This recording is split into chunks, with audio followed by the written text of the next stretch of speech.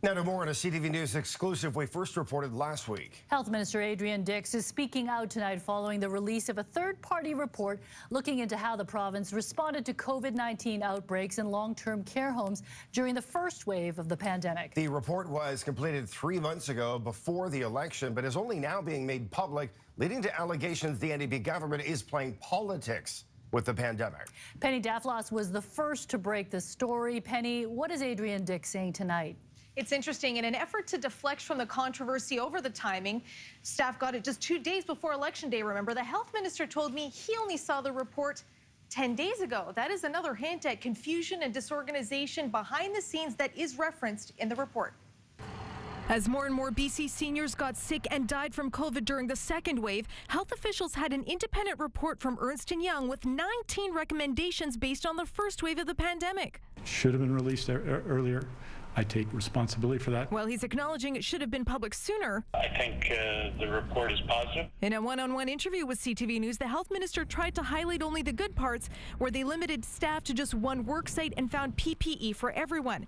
The biggest problems, though, are the hardest to solve. There really hasn't been a really coordinated, consistent approach to a pandemic, which Ernst & Young said led to confusion, lack of clarity, and big variations in safety protocols. The lack of coordination, the inconsistent messaging, the information differences that occurred in different health authorities. Yes, it was confusing. It's still confusing.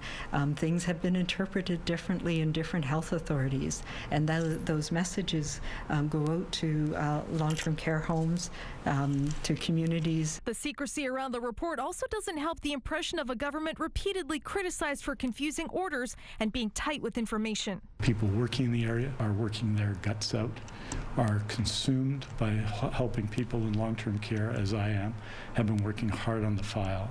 And I think it's because of that that they did not proceed to ensure that the report was made public. Transparency always has value because it builds trust.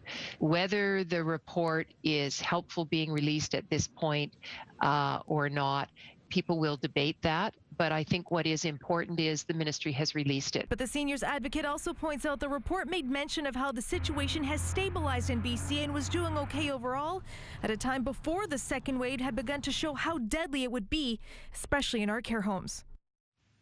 Okay, Penny, let's get back to the timing of this report. As you mentioned, it is significant.